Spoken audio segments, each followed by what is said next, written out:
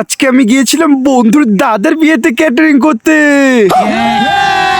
So hello guys, আজকে যেহেতু আমি আবারও যেতে চলেছি বন্ধুর দাদার বিয়েতে ক্যাটারিং করতে, তো সেই জন্য কিন্তু আমরা সন্ধ্যা সময় বেরিয়ে যাই। আর তারপরে আমরা এই গেটের সামনে চলে এসেছি। আর তারপরে ভিতরে ঢুকে দেখছি এখানে বেশ ফাঁকা লাগছে। আর কেন ফাঁকা লাগছে সেটা হচ্ছে আমরা যেহেতু 6:30টার দিকে চলে এসেছি, তো আর এখানটা এসে দেখছি সাজনাতলাকে বেশ সুন্দর করে সাজিয়েছে। আর যেহেতু 7:10-এর দিকে লগ্ন ছিল, তো সেই কারণের জন্য কিন্তু এখানটায় বিয়েটাও শুরু হয়ে যায়। আর দেখতে পাচ্ছ কিন্তু 7 পাকে বাধা ঘুরছে আর সবাই নাচানাচি করছে, এবং এটা যেহেতু লাভ ম্যারেজ ছিল, তো সেই জন্য সবাই কিন্তু প্রচুর আনন্দ করছে। তো তারপরে কিন্তু আমাদেরও কাজের জায়গাতে চলে এসেছি। আর এখানে দেখছি চেয়ার টেবিল পাতা পুরো কমপ্লিট। আর আমরা তারপরে স্টোর রুমের ভেতরে এসেছি। আর স্টোর রুমে এখানে তো খাবার টাবার তোলা প্রায় কমপ্লিট। আর দেখতেই পাচ্ছ কিন্তু মাটনের কালারটা বেশ সুন্দর আসছে। তোমাদের কেমন লাগছে অবশ্যই বলো। আর সেই জন্য আমরা সবাই এখানে কাজে লেগে পড়ি। আর তারপরে আমি জামা টামা চেঞ্জ করে তারপরে আমরা দই মিষ্টি নিয়ে আসতে চলে যাই। আর মোটামুটি কিছুক্ষণ পরে দেখছি এক এক করে লোক আসা শুরু করছে, তো সেই জন্য আমরা সবাই এখানে কাজটি শুরু করে দিই। আর তারপরে কিছুক্ষণ পরে দেখছি লোক আসছে না, সেই জন্য আমরা এক এক করে খেতে বসি।